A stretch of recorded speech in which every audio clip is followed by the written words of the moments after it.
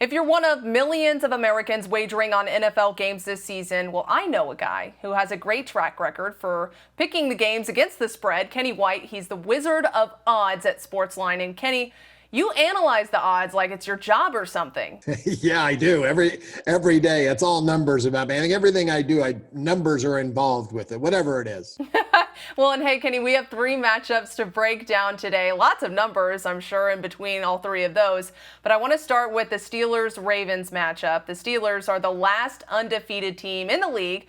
But are they as good as their record? Do they have any weaknesses? Boy, Katie, this is such a good football team. I think maybe the weakness could be their strength right now, and Ben Roethlisberger, that the comeback that he's made at his age. If there's a weakness, it would be if he gets hurt. I think that's the only weakness they have. Their defense is one of the top three in the NFL, and Ben just continues to get better with each week.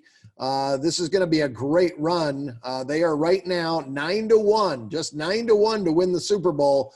Fourth best overall in the entire NFL. To begin the year, they were the 10th best team to win the Super Bowl at over 30-1. And because of the schedule changes this season, the folks they're playing, the Ravens, took the last week off. So does the extra time for that team help or hurt them? I think in every case is different. That's a great question, because over the entire time since the NFL has put in a bye week, the ATS record has been about 50%, a little bit more to the team that has the bye, maybe a 53% cover rate on the team that has the bye. John Harbaugh, 9-4 off of bye weeks. He's one of those guys that actually uses that extra time. It definitely helps his team. But this game normally, Katie, when the Steelers play the Ravens, somebody wins by 3 points. This is one of the closest battles year in and year out there ever is. So I'm expecting another game decided by a field goal late. An exciting game to watch on Sunday for sure. Up next, the Raiders and the Browns. And I got to ask you,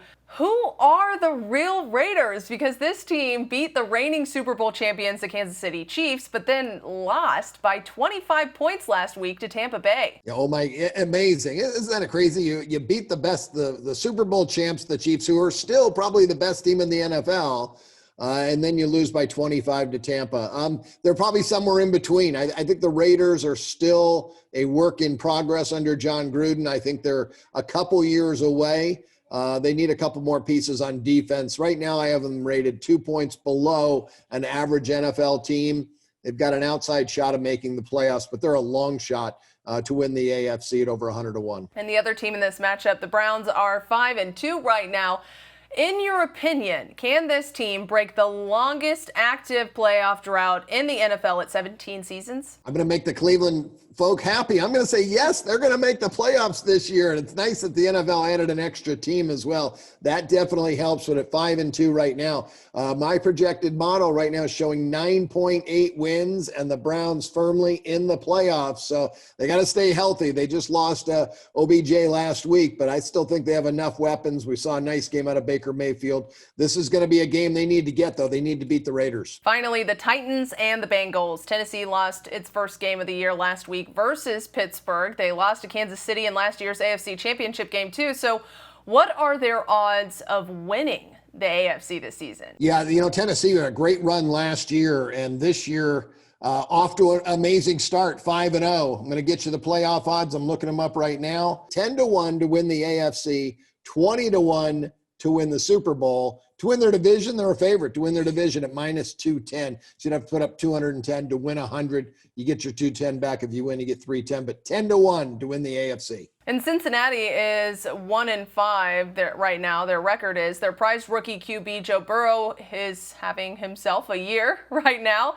Is he the favorite to win Offensive Player of the Year award? Yeah, he is having a great year. Over 400 passing yards last week. And he does look like the real deal. But he's only the second favorite. He's plus 225 to win that Rookie Offensive Player of the Year award. The favorite right now is Justin Herbert from the Los Angeles Chargers. He's -170. Should be fun. We get Tua Tagovailoa back in the mix, so maybe those three will have an amazing run to the wire. But if you like Joe Burrow, plus 225, that's nice odds, because I think he's got almost better than a 50-50 chance right now to win the award. All right, Kenny, thank you so much for your time and all this insight into this week's matchups and looking ahead at the NFL season. Of course, you can watch the Steelers, Ravens, and the Titans Bengals this Sunday on CBS. I'm Katie Johnston for CBS Local Sports.